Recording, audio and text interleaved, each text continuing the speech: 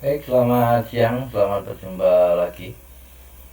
Kali ini kami akan membahas tentang perancangan perkasa lentur dengan metode analisis komponen. Nah, untuk yang kali ini akan saya berikan contoh perancangannya saja. Untuk detail penjelasannya, suatu saat mungkin saya bisa buatkan videonya. Oke, contoh misalnya kita akan merencanakan sebuah jalan arteri dengan dengan dua jalur itu berarti ada dua arah, kemudian jumlah lajur dua per arah berarti ada 4 lajur. Umur rencananya 10 tahun dan jalan akan dibuka tahun 2028. Kalau sekarang itu tahun 2025, maka 3 tahun lagi baru akan dibuka. Nah, selama pelaksanaan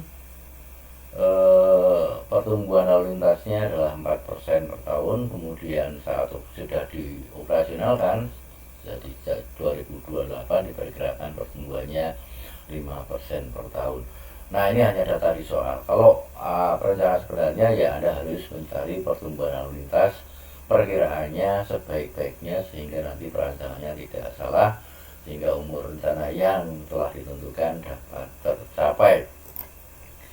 Nah, data lalu lintasnya diketahui seperti ini. Ada kendaraan ringan, bus 8 ton, truk 13 ton, dan truk 20 ton.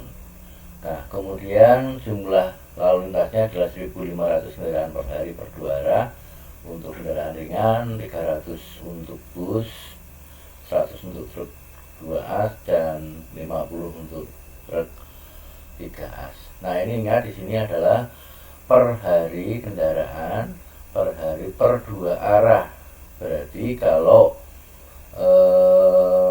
kita ingin menghitung per lajurnya kan kita bisa lihat, kalau situ jalan 2 jalur berarti kan ada jalur ke kanan dan ke kiri. Lajurnya per lajurnya, jumlah lajur per arahnya ada 2, berarti ada 4 lajur. Berarti kalau tidak ada keterangan apapun di dalam soal itu, atau kita tidak punya data yang cukup baik, ya kita bisa kemudian membagi volume lalu lintas itu menjadi rata ke 4 lajur ini. Jadi ini seperempat, seperempat, seperempat, seperempat. Karena lebih baik kalau Anda mempunyai data berapa sih distribusi per lajurnya. Nah, apakah lajur kiri dan kanan atau tengah dan pinggir ini sama atau tidak. Kalau itu Anda punya, maka akan lebih baik. Nah, kemudian di sini ada data distribusi beban, ya. Kalau kendaraan dengan 1 ton di depan, 1 ton di belakang. Kalau bus 8 ton itu 3 ton di depan, 5 ton di depan. Nah, sebenarnya ini ada di dalam ketentuan yang sudah ada di manual perkasa jalan dengan alat Bengkel bin. Itu ada tabel distribusi beban gandar, ya. Tabelnya seperti ini. Nah, kalau Anda tidak punya datanya, Anda bisa gunakan seperti tabel yang ada di sini. Ya, tabel yang ada di sini. Misalnya bus itu di depan itu 34%, belakang 66%. Kalau mobil penumpang 50 di depan, 50 di belakang. Jadi kalau ada mobil penumpang beratnya 2 ton, maka 1 ton di ganda depan, kemudian 1 ton di belakang. Nah, ini. Tapi kalau sudah diketahui, misalnya diketahui dalam soal seperti ini atau dalam survei sudah diketahui bahwa distribusinya seperti ini, Anda tinggal gunakan yang ini. Nah, ini akan kita gunakan untuk apa ini? Data-data ini nanti akan kita gunakan untuk menentukan angka ekivalen. Ya, angka ekivalennya terhadap jalan, ya. Jadi total jumlah kendaraannya untuk saat ini adalah 1.950 kendaraan per hari per dua arah. Maaf, saya agak cepat saja supaya tidak terlalu lama Anda mendengarkan. Nanti kalau ada pertanyaan silahkan nanti bisa menghubungi saya. Kemudian bahan yang digunakan adalah asbuton, batu pecah, dan sirtu. Jadi untuk fondasi bawahnya pakai sirtu dengan CBR 50, kemudian fondasi atasnya CBR 100, batu pecah CBR, kemudian lapis atasnya pakai asbuton MS744. Di sini jalankan roughness-nya kurang dari 2000 mm per kilometer, berarti ya cukup bagus juga. Kemudian diketahui faktor regionalnya 1 ya. Nah, faktor regional ini juga kalau kita belum punya datanya ya kita bisa nanti kita tentukan ya. Mungkin dalam kesempatan ini tidak akan saya bahas tentang faktor regional ini di lain kesempatan. Kalau Anda ingin melihat bagaimana cara menentukan faktor regional, silahkan nanti dibaca buku manualnya saja. Nah, kemudian untuk CPR tanah dasar diketahui 3,5. Nah, 3,5 ini CPR tanah dasar rata-rata yang digunakan untuk ini ya. Sebenarnya pada data lapangan ya tidak 3,3, tidak hanya punya satu data 3,5% saja, tapi ada banyak data kemudian disimpulkan sekian. Bagaimana caranya nanti ada di manualnya. Kalau nanti sempat akan saya berikan pula cara untuk menentukan berapa besarnya nilai CPR tanah dasar. Nah, kemudian DDT CPR nanti bisa dikonversikan ke daya dukung tanah. Anda bisa menggunakan tabel atau bisa menggunakan rumus ini ya. Itu. Nah, bagaimana cara menyelesaikannya? Ya kita harus mencari dulu LHR pada awal umur rencana. Karena sekarang tahun 2025 data lalu lintasnya adalah seperti ini, maka kita harus mencari dulu berapa volume lalu lintas kira-kira nanti pada tahun 2028. Bagaimana caranya? Ya kita harus dengan melihat berapa pertumbuhan lalu lintasnya. Di dalam ketentuan ini pertumbuhan lalu lintas selama pelaksanaan, artinya dari mulai sekarang sampai nanti selesai dibangun atau mulai digunakan, itu pertumbuhannya diperkirakan 4% per tahun. Maka kita bisa memperkirakan kalau tahun ini adalah 1.500, maka tahun 2028 akan sebesar 1.687,30 kendaraan. Nah, rumusnya bagaimana? Adalah nilai tadi 1.500 tadi kalikan 1 ditambah I pangkat N. I-nya adalah pertumbuhannya, N-nya adalah tahun pertumbuhannya. Nah, semuanya ini kita hitung. Semuanya kita hitung untuk tiap jenis kendaraan. Nah, ini untuk awal umur rencana tahun 2028. Untuk akhir umur rencana bagaimana? Umur rencana tentunya karena kita di ketentuannya adalah direncanakan 10 tahun, maka ya 10 tahun. Nah, kira-kira nanti 2038 ya akhir umur rencana. Berapa jumlah lintasnya? Ya dengan cara yang sama kita bisa lakukan itu tentunya, tapi jangan salah bahwa nilai awalnya adalah nilai di sini ya, bukan nilai tahun 2025 ya, karena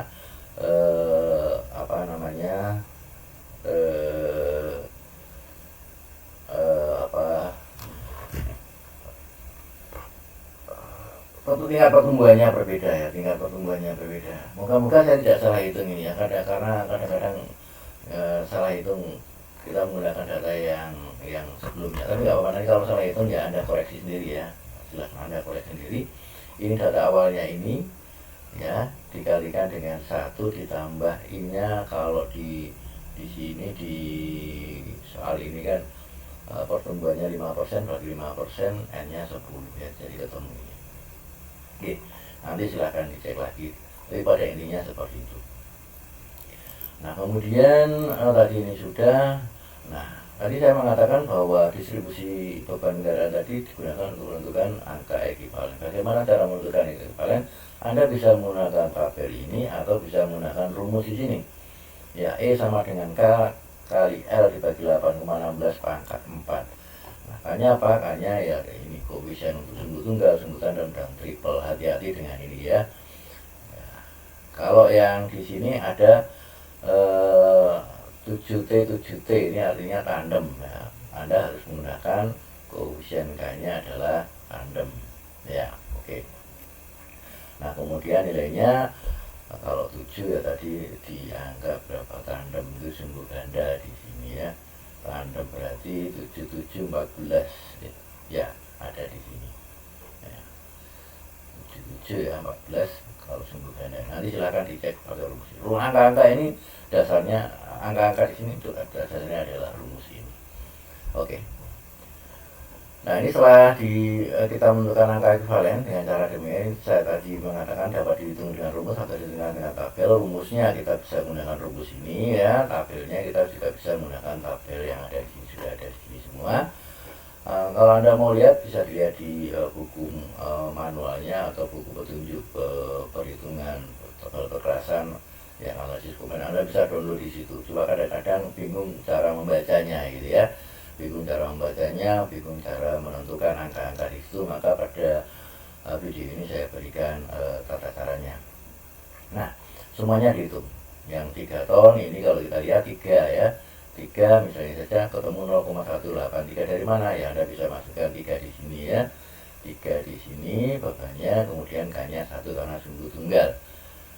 Kapan nanti ketemunya pasti akan sama dengan angka di sini 0,0183 di sini ketemu 0,0183. Untuk yang belakang 5 ton bisa di sini ketemu yang 5 ton akan ketemu 0,1410 dengan rumus maupun dengan tabel sama. Kemudian dijumlahkan semua beban gandarnya, kalkulasi semua beban gandar menjadi ini. Nah nanti tolong dicek lagi karena sekali lagi mungkin saya salah nulis kalkulator atau menghitungnya ya. Nah, nanti kalau ada kesalahan silahkan komen ya. Kalau ada menemukan kesalahan berarti Anda memang mengamati ini dengan seksama. Yang membedakan hanya di sini ya, yang 7T, titik 7T. Ya, ini artinya tandem ya, jangan salah, ini artinya tandem. Nanti jangan salah Anda gunakan 7T kemudian dikalikan 7T, tidak seperti itu ya. Anda ada cara-caranya. Kalau Anda bingung gunakan rumus saja ini ya, pakai tandem. 7T berarti 14 ton ya, di sini pakai 14 ton. Oke. Kalau sudah seperti itu kita menghitung LEP atau lintas ekuivalen permulaan. Ya gampang karena tadi ada 2 jalur, per jalurnya ada 2, berarti ada 4 lajur. Berarti kalau kita bagi rata menjadi seperempat, semuanya seperempat. Maka kendaraan ringan ya seperempat kali tadi berapa tadi angka di sini ya LHR awal tadi ya, pada awal umur rencana tadi dikalikan dengan angka ekuivalennya semuanya gitu ya di awal ini untuk tahun 2028 ya. Berarti 2028 kita jumlah semua ketemu 58,4082. Kemudian pada akhir umur rencana atau 2038 ya juga sama caranya, kita jumlah ketemu 95, sekian ya. Oke, kalau sudah kita hitung LET nya, tengahnya, lintas ekuivalen tengahnya adalah setengah kali LEP tambah LA. LEP tambah LFA dibagi 2 atau setengahnya ketemu 76,7734 gitu ya. Kemudian LR-nya dihitung dengan LET kali UR dibagi 10 ya. UR itu adalah umur rencana. Nah kalau umur rencananya 10 maka 10 bagi 10 ya sama saja dengan dikalikan 1. Nilainya akan sama dengan 76,734. Nah ini yang juga sering membingungkan, mencari ITP. ITP-nya bagaimana cara menentukan IPT? Nah sebelum mencari ITP kita tentukan dulu CPR tanah dasar. Sekali lagi CPR tanah dasar yang ada di ketentuan ini sudah ditentukan nilainya 3,5% yang kita gunakan, tapi sebenarnya CPR di lapangan itu tidak hanya satu angka itu, tapi banyak angka, tapi kemudian bisa disimpulkan nilai rata-ratanya misalnya 3,5% untuk segmen tertentu. Bisa saja untuk segmen yang lain nilai CPR-nya berbeda karena CPR tanah dasar itu bisa berbeda-beda di setiap tempat. Nah, tapi kalau semua CPR-nya digunakan CPR di situ kan akan kesulitan untuk mencari atau menghitung berapa tebal kekerasan yang harus diterapkan itu. Nah, untuk DDT-nya adalah kita mengkonversikan nilai CPR ke DDT, bisa menggunakan nomogram ini. Dari CPR tadi CPR-nya 3,5 di sini kita tarik ke kiri menjadi 3, menjadi di sini sekitar 4 gitu ya. Kalau dengan nomogram, tapi kalau dengan rumus saya juga bisa gunakan 1, sekian ini ya. Nah nilainya juga sama dengan ini lebih dari 4,0366. Bagaimana kalau saya tidak menggunakan ini, saya bulatkan saja ke 4, boleh ya, boleh saja. Atau CPR ini juga sebenarnya ya tidak angka yang mutlak gitu ya, ya tapi paling tidak ya tidak jauh dari ini pastinya ya, 4 ini ya. Oke, kemudian kita lihat bahannya. Untuk menentukan ITP kita lihat bahannya. Nah, bahannya yang kita gunakan adalah asbeton untuk atas, lapis atasnya, kemudian batu pecah untuk lapis fondasi, sirtunya fondasi bawah. Nah, sekarang kita lihat untuk IP0-nya, karena kita menggunakan beton aspal ya, maka dan roughness-nya kurang dari 2000 ya milimeter per kilometer, maka nilai IP awalnya harus 3,9 sampai 3,5 ya, antara 3,5 sampai 3,9 ini ya. Nah, kita tetapkan itu. Nah, kemudian karena ini adalah jalan arteri, tadi jalan arteri, dan LER-nya adalah 76, berapa saya lupa ya, sekitar itu. Maka kita lihat aja nih jalan arteri, kemudian LER-nya itu ketemu IPT-nya adalah 2,0. Nah, artinya apa? 2,0 itu adalah tingkat pelayanan rendah bagi jalan yang masih mantap. Jadi kalau jalan arteri tentunya ya jangan sampai IPT-nya itu 1,5 atau 1,5 itu yang jalannya sudah rusak. Kalau arteri ya jalannya sudah bagus, cuma sudah mulai rusak-rusak ya. Kalau jalan tol ya harus 2,5 ya, sebelum rusak parah ya, masih cukup bagus tapi sudah diperbaiki ya, itu lain. Kalau arteri itu biasanya pakai angka di sini ya, 2 ini ya. Untuk lalu lintas ekvivalent rencananya tadi 70 berapa tadi. Nah, angka-angka ini nanti kita gunakan untuk menentukan nomogramnya ya, nomogramnya supaya saya tidak keliru ya. Nanti dicek lagi, kita cari nomogramnya, karena nomogramnya ini banyak, ada yang nilai angka-angka di sini berbeda-beda. Nah, silakan pilih yang IP0-nya 39 sampai 3,5 dan IPT-nya 2. Nah, itu ya, karena kita ketemu di sini IPT-nya 2 dan IP0-nya 39 sampai 3,5. Jangan keliru itu. Nah, kemudian tadi di detailnya ketemu 4, sekian ya, mendekati 4 ini, kita tarik ke angka LER, kita tarik ke dulu 76, berapa tadi, tarik lurus ke sana sampai menyentuh ITP di sini. Kemudian setelah ketemu di sana, karena faktor regionalnya 1 ya, kita tarik ke sini lagi, lurus dari sini lurus ke ITP ini. Ke faktor regional 1, nanti menyentuh ini di ya kira-kira angka 7,2 lah ya, 7,1, 7,2, saya anggap 7,2 saja. Maaf ya, 7,2. Oke. Nah, inilah yang akan kita gunakan untuk menentukan berapakah ITP-nya ya. ITP nanti untuk menentukan berapa tebalnya. Nah, karena tebal kekerasan sama dengan akan ditentukan dengan cara demikian. ITP atau indeks tebal perkerasan sama dengan A1 kali D1 ditambah A2 kali D2 tambah A3 kali D3. A ini adalah koefisien relatif bahan, D itu tebalnya. Karena dia ada 3 bahan, maka di sini ada D1, D2, D3. D1 itu tadi adalah asbeton, D2 tadi batu pecah, ini sirtu CBR 50. Ya, di sini ya. Ada semua. Nah, kita cari dulu angka A1, A2, A3 untuk masing-masing jenis bahan ini atau koefisien kekuatan relatif dari masing-masing bahan. Dari mana kita menentukan itu? Kita bisa gunakan tabel di pedoman itu ya. Silahkan Anda cari tabel kekuatan relatif bahan. Nah, untuk kelas butat dengan MS 744 maka koefisien relatifnya 0,35. Kita lihat di sini 0,35 ya. Dari mana angka ini? Dari tabel ini.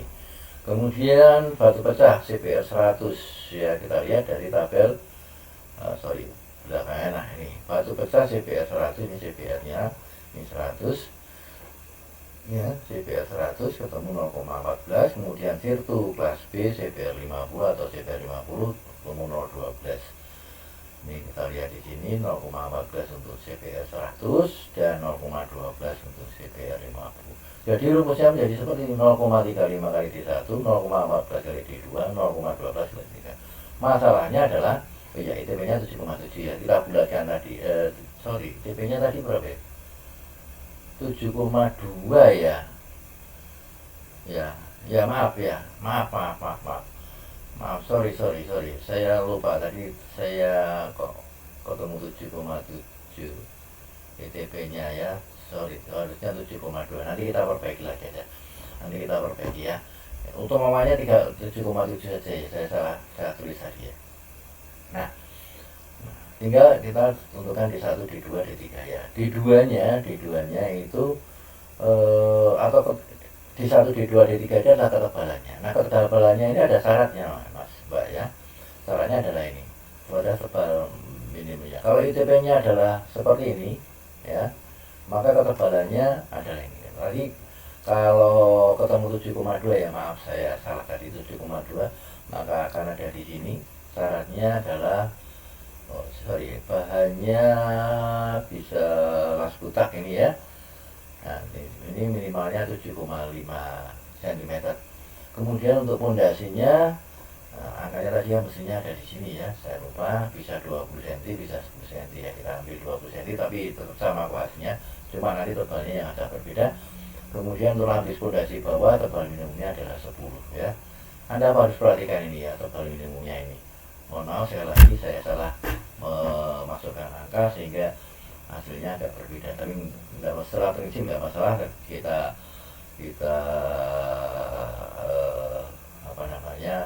nanti koreksi sendiri ya, karena ini saya bikin agak terburu-buru.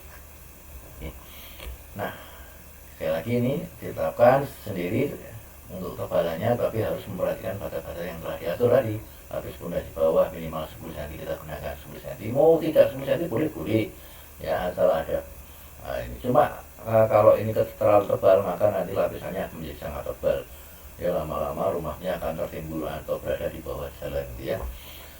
Lapis pondasinya 20 cm ya. Karena kita sudah tentukan bahwa lapis pondasi bawahnya 10 cm dan lapis pondasinya 20 cm ya, maka tinggal di satunya kita tentukan ya. Di satunya kita tentukan, oh ternyata dari hasil perhitungan ini ketemu di satunya ketemu 10,574 ya. Kita bulatkan ke atas misalnya ya. Nah, kalau kita ketemu 11 cm ini sudah memenuhi batas minimal, yaitu tadi berapa, 7,5 ya. Sekali lagi ini nanti dikoreksi ya. Ini dikoreksi angkanya karena saya keliru ambil angka 7,7, harusnya 7,2. Nanti tinggal perbaiki di sini. Nah, maka kalau kemudian kita gambar ya